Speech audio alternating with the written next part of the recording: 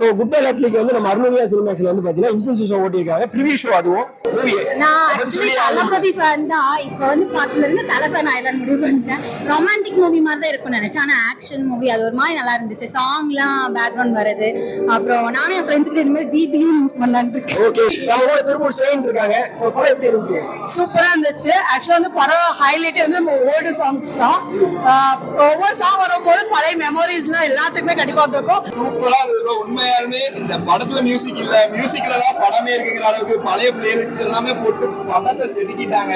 கலையோட comeback பயங்கரமா இருக்குது. விடாமுயற்சியில லைட்டா விட்டோம், ஆனா இந்த பயங்கரமா எடுத்திருக்காங்க. படம் சான்ஸே இல்ல, வேற லெவல். ஃபேமிலியோட வந்து பாருங்க, ஜாலியா வைப்பாலும் ஃப்ரெண்ட்ஸ் எல்லாம் வந்து பாத்தீங்கன்னா சிரிச்சு சிரிச்சு வயிறு வழியா வந்துடும். குட் பை லக்லி படமும் வந்து அட்டகாசமா இருக்குது. ஸோ படம் எந்த ஒரு இடத்துலயும் வந்து ஒரு என்டர்டைன்மெண்ட் இல்லாம இல்ல. சோ எல்லாமே என்டர்டைன்மெண்டாவே இருக்குது. சோ கண்டிப்பா வந்து ஒரு சீட்ல உட்கார முடியாது. ஆமா, பாத்தி இவருக்கே பாத்தீங்க தொண்டை கட்டிக்கிட்டு பாருங்க. எல்லாரும் ஆள் சுமுட்டா ஏறே வாங்க.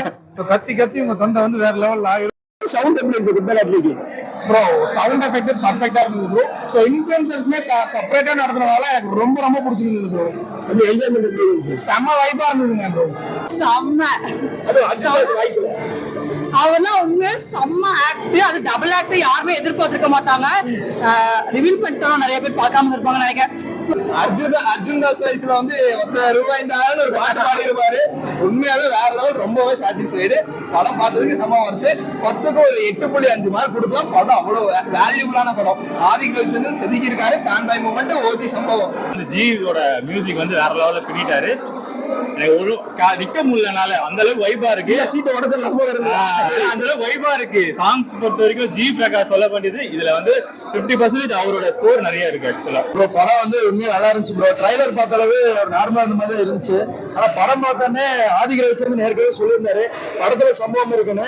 உண்மையா சொல்லணும்னா படத்துல யார் நல்லா வாழ்ந்துருக்காருன்னா நம்ம அர்ஜுன் தாசன். அவர் இந்த அளவு ஆக்டிங் கொடுப்பான்னு எதிரே பார்க்கல. ஏகே சார் கண்டிப்பா அவரோட பெர்ஃபார்மன்ஸ் இந்த படத்துல ரெஃபரன்ஸ் பழைய சாங்லாம் கொடுத்து நல்லா ஒரு மாஸ் பண்ணி விட்டாருன்னு சொல்லலாம். படம் சூப்பரா இருக்கு. படத்துல ரெஃபரன்ஸ் இல்ல, ரெஃபரன்ஸ் தான் படமே. பார்க்கலாம், 2 தடவை பார்க்கலாம். நம்ம வைப் வேற லெவல் வைப். சீட்ல எல்லாம் உட்காரவே முடியல. ஆட்டம் தான், ஆட்டம் பாட்டா கொண்டாட்டம் தான். எங்க அண்ணன் தான்